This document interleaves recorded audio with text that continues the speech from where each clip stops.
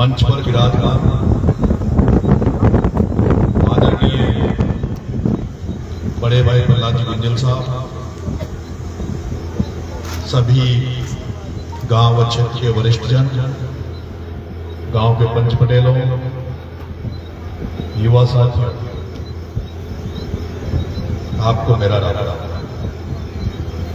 पिछले 3 दिन से आपके गांव में ये बजरंगबली का मेला चला था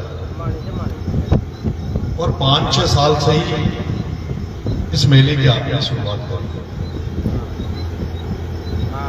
मैंने भाई साहब गुंजल साहब का जो चुनाव का रिजल्ट आया था, उसके बाद ही अपनी सक्रियता बंद कर दी थी।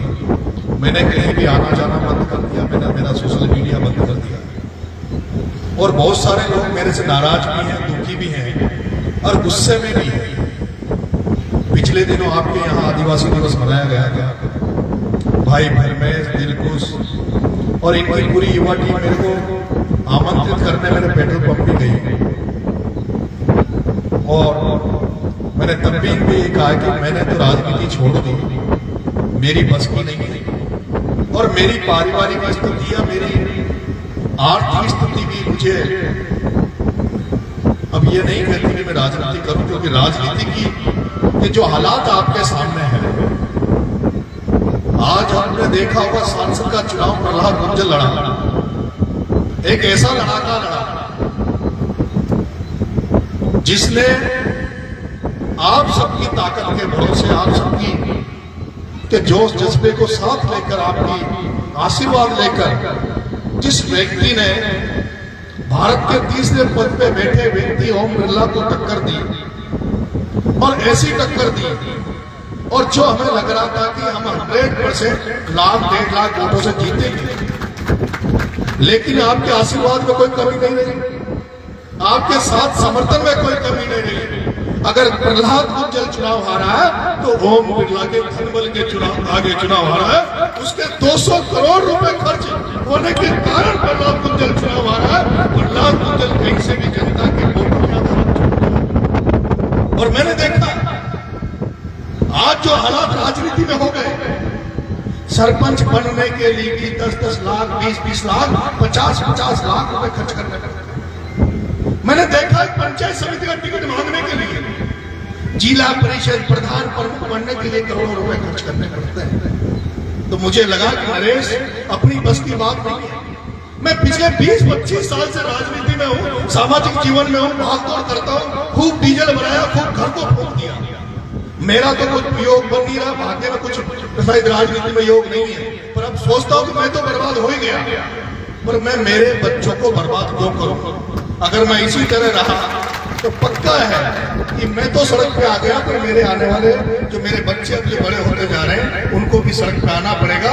इसलिए मन टूट गया और लगने लग गया कि अपनी बस की नहीं है, अपना काम राजनीति में अपन नहीं चल पाएंगे, इसलिए मैंने अपने आप को दूर कर लिया था और पिछले भाई साहब के चुनाव के बाद एकदम निष्क्रिय हो गया था। और भाई साहब भी मेरे से बहुत ज्यादा नाराज है। भाई साहब भी कहते हैं यार नरेश, तू गायब मत हो, तू वापस सक्रिय हो।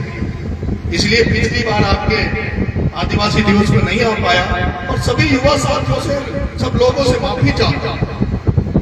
जो लोग मेरे पे सोशल मीडिया पे भी मैं देखता हूँ, कई लोग कहते हैं नरेश मीणा 6 महीने आता है और 6 महीने गायब हो जाता है। मैं आप लोगों से, मेरे युवा साथियों से जो सोशल मीडिया पे मेरे को सुनेंगे, उनसे मैं निवेदन करना चाहता हूँ कि मेरी स्थिति ऐसी है, मेरी स्थिति ऐसी है कि जब कोई गांव में किसान खेती बाड़ी करता है और उसकी अच्छी फसल हो जाए, अच्छा पैसा कमा लेता है, और अगर उसके घर में कोई बेरोजगार बेटा जिसने BA कर रखा हो, MA कर रखा हो, वो घर में बैठा हो, तो माँ बाप जब उनको कुछ पैसा आमदनी फसल से हो जाती तो कहते हैं कि बेटा एक बार और शहर में चला जा, कोटा चला जा, जयपुर चल जा, एक बार और पढ़ाई कर ले और हो सकता है कि नौकरी लग जाए तो ढब लग जाए। लेकिन वो बेटा नौकरी के मन से जब शहर में जाता है और फिर भी अगर वो सफल नहीं होता है तो बाप कहता है कि नहीं बेटा तो वापस घर आ जा। वही कंडीशन मेरी है। 6 महीने कहीं से जुगाड़ करता हूँ, थोड़े बहुत इकट्ठे करता हूँ, फिर राजनीति में आता हूँ, खर्चा कर देता हूँ और फिर घर जाके बैठ जाता हूँ। इसलिए मेरे भाई मुझे भी लगने लग गया कि जब योग ही नहीं बढ़ा, क्योंकि 3-4 विधानसभा के चुनाव निकल गए, कई बार टिकट मांगता हूँ, टिकट मिलता नहीं, कई सारी ऐसी परिस्थितियां, लेकिन अभी आपके गांव में जो भी है मेला भरा, तो मेरे पास भी साथियों ने फोन किया, भाई साहब हमारे गांव में मेला है। मैंने मना कर दिया, मैंने सब जगह जाना बंद कर दिया, मैं नहीं आऊंगा।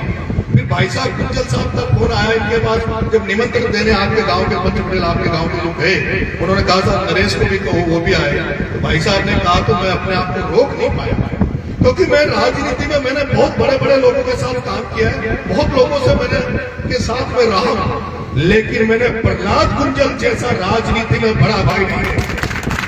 मैंने प्रहलाद गुंजल जैसा नहीं देखा। जब से मैं प्रहलाद गुंजल की गाड़ी में बैठता हूँ, इनके साथ अगर मैं 8-10 घंटे भी रहता हूँ, ये हर व्यक्ति का फोन उठाते हैं, हर व्यक्ति का फोन पर काम करते हैं। मैंने ऐसे लोग राजनीति में नहीं देखे जिनमें जो कितनी बार चुनाव लड़े। इनके साथ भाई साहब की कंडीशन आपको पता है, भारतीय जनता पार्टी में रहे, भारतीय जनता पार्टी में भी धन बलवाने, वो बड़े लोग, उन्होंने किस तरह से, इन्होंने जिस तरह से भाई साहब ने संघर्ष किया है, जिस तरह से मैंने देखा है, भाई साहब ये चुनाव एक ऐसा चुनाव था, एक ऐसा चुनाव था, अगर प्रहलाद गुंजल लोकसभा में सांसद बन जाता तो इस हाड़ौती की तस्वीर और तकदीर दोनों बदल देता।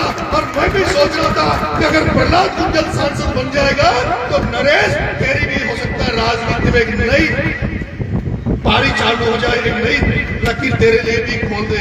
लेकिन दुर्भाग्य है कि हमने बहुत मेहनत करी और लास्ट में 200 करोड़ के आगे हम 40,000 वोट, मात्र 40,000 वोट से हम चुनाव हार गए। लेकिन मैं आपको धन्यवाद देना चाहता हूँ, थैंक आप लोगों को, क्योंकि मैंने इस इलाके में जब भी मैं 2-3 बार आया हूँ। एक बार मैं जब आया जब देश में किसान आंदोलन चल रहा था, जब देश में किसान आंदोलन चल रहा था, तो मैं जब पूरे देश में किसानों ने जब रोड जाम की घोषणा करी थी, तब मैंने उस किसान आंदोलन में काम किया था। जब मैं 200 सवाई माधोपुर से चलकर जब यहाँ आया, तो अगर राजस्थान में सबसे ज्यादा शानदार तरीके से रास्ता जाम कर रखा था, तो आपने इसी इंद्रगढ़ के रोड को जाम कर रखा था, वो भी मैंने आपका देखा है।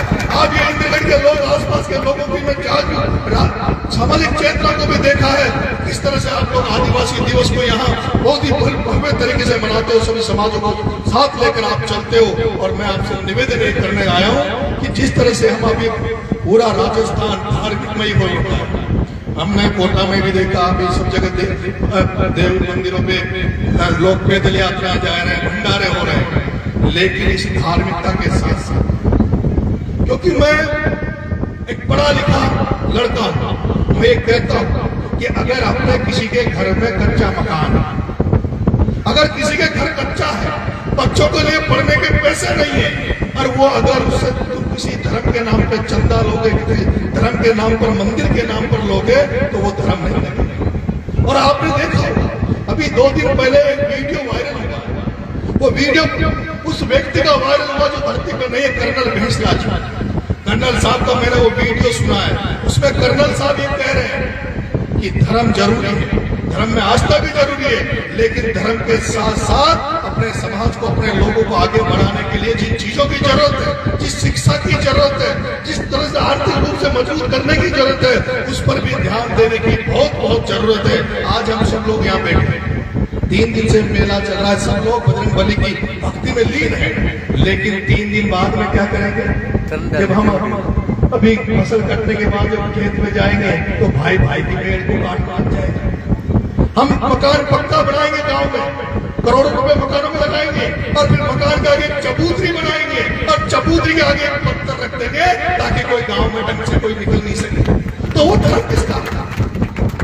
धर्म का मतलब ये नहीं होता कि केवल आप मंदिर में जाकर पूजा पाठ करो और केवल 5 मिनट के लिए धर्म को अपनी आस्था में रखो। मेरा आपसे निवेदन है, धर्म के साथ साथ और बाकी जो जिससे समाज आगे बढ़ सके, आपका गांव का प्रोग्रेस हो सके, उन पर भी ध्यान देने की जरूरत है। आप जितना मंदिर में पैसा लगा रहे हो, उतने ही पैसे आपको बच्चों की शिक्षा के लिए लाइब्रेरी में लगाने की जरूरत है। इस गाँव के स्कूल में भी पैसा खर्च करने की जरूरत है, जिससे समाज भी आगे बढ़ सके। और मैंने 2 लाइनें जो सुनी है, मैंने अपने आप को मैं मानता हूं, मैं जिसको अपने उसमें उतारता, वो 2 लाइनें है कि जिसने आंगन नहीं गुआरा, जिसने आंगन नहीं गुआरा कैसे आएंगे भगवान, जिसने आंगन नहीं गुआरा कैसे आएंगे भगवान, और जिसने मन का मेल नहीं धोया कैसे आएंगे भगवान। अगर आप मन का मेल नहीं धोगे, आप अगर आपस में एक दूसरे के प्रति सकती, अपने मन में जहर की भावना रखोगे, एक प्रति द्वेषता की भावना रखोगे, दूसरे व्यक्ति को नीचे खींचने की भावना रखोगे, तो कोई भगवान आपको सफल नहीं कर सकता, कोई भगवान आपको आशीर्वाद नहीं सकता। और उसी तरह से जिसने आंगन नहीं बुआरा कैसे आएंगे भगवान। आंगन मतलब ये नहीं है कि मकान अच्छा बना लिया, अंदर अच्छा टाइल लगा ली, कोटा स्टोन लगा लिया, मार्बल लगा ली और घर के बाहर चबूतरी बना के बातें पटक के और दूसरों का रास्ता बना दिया। इसलिए आपको भगवान के मंदिर में जाने के साथ साथ आपका मन भी शुद्ध होना चाहिए, आपकी आत्मा शुद्ध होनी चाहिए। हर आदमी को भगवान मानो, जो व्यक्ति जो चल रहा, जो मानव है उसको भगवान मानो, तभी हमें भगवान आशीर्वाद देगा। आप सबने आपके गांव में बुलाया, उसके लिए बहुत बहुत धन्यवाद, आपके आभारी हैं। जिस तरह से भाई साहब गुज्जर साहब को आपने आशीर्वाद दिया, वो आशीर्वाद आप भाई साहब पे बनाए रखना। और मैं गारंटी दे रहा हूं, ये लड़ाका निराश होने वाला नहीं, ये प्रहलाद गुंजल रुकने वाला नहीं है, प्रहलाद गुंजल झुकने वाला नहीं है। अगर आप इनके साथ रहे तो ये बड़े से बड़े चट्टानों से टकराने वाला व्यक्ति है। आने वाला समय हाड़ौती में प्रहलाद गुंजल का होगा, आने वाले हाड़ौती में कांग्रेस प्रहलाद गुंजल की होगी, ये मैं कहना चाहता हूँ। और प्रहलाद गुंजल और नरेश मीणा की जोड़ी को लेकर भी कईयों की मिर्ची लगती है, कई नेता परेशान है हाड़ौती में। ये दोनों भाई एक साथ कैसे रहते हैं? ये दोनों भाइयों के एक साथ रहने से जो सामाजिक सद्भाव जो हाड़ौती में बन रहा है, जिस तरह से इस कोटा के लोकसभा में जो लोग कहते थे, जो सोचते थे कि ये तो गुजर के लगते वो टिकट मिल गया, मीणा वोट नहीं देंगे, आपने बता दिया। आज मेरे मीणा समाज को मैं धन्यवाद देना चाहता हूँ। उस मीणा समाज ने जिस तरह से लोकसभा में बढ़ चढ़कर भाई साहब गुंजल साहब की मदद करी, और मैं भाई साहब गुंजल साहब को मैं धन्यवाद देना चाहता हूँ कि इन्होंने चुनाव के बाद एक मीणा समाज के सामूहिक सम्मेलन में ये गए और इन्होंने कहा कि मीणा समाज का मेरे ऊपर वो एहसान है जिसको अगर मैं मेरी जूतियां, मेरी चमड़ी से जूतियां बनाकर भी मीणा समाज को पहनाऊं तब भी वो कर्जा नहीं चुकेगा। मैं आपसे निवेदन करना चाहता हूँ, ये प्रहलाद गुंजल हर जाति धर्म को बराबर सम्मान देने वाला व्यक्ति है। ये सभी धर्मों को, सभी जातियों का मान सम्मान बनाएगा। और मीणा भाइयों, जिस तरह से कंडीशन चल रही है, आज आपने देखा होगा कभी सुप्रीम कोर्ट टिप्पणी कर देता है, कभी आरएसएस के प्रमुख मोहन भागवत टिप्पणी कर देता है। आज आरक्षण खतरे में, लोग कहते हैं कि आरक्षण को कोई खतरा नहीं होगा। अरे आरक्षण को खतरा तो उसी दिन हो गया जब निजी क्षेत्र में आपने आरक्षण को खत्म कर रखा है। और हमारे जो जिस तरह का आज हम देख रहे हैं, आज आरएसएस की भर्ती आई, उसमें आपका आरक्षण खत्म, आरक्षण बचा कहा, लेकिन हमारे पास लड़ाके भी नहीं बचे। हमारे पास जब कोई बड़ा संकट आ जाएगा तो उससे सुरक्षित करने के लिए हमारे पास कोई योद्धा भी नहीं बचे। ऐसे में मैं आपसे निवेदन करना चाहता हूँ, भरोसा रखना। मेरा तो पता नहीं कुछ होगा नहीं होगा, लेकिन आप आदरणीय गुंजल साहब के हाथों को मजबूत करना। ये प्रहलाद गुंजल का रूप भी नरेश है, नरेश के बड़े भाई प्रहलाद गुंजल है। जहाँ भाई साहब है वही हम सब लोग हैं।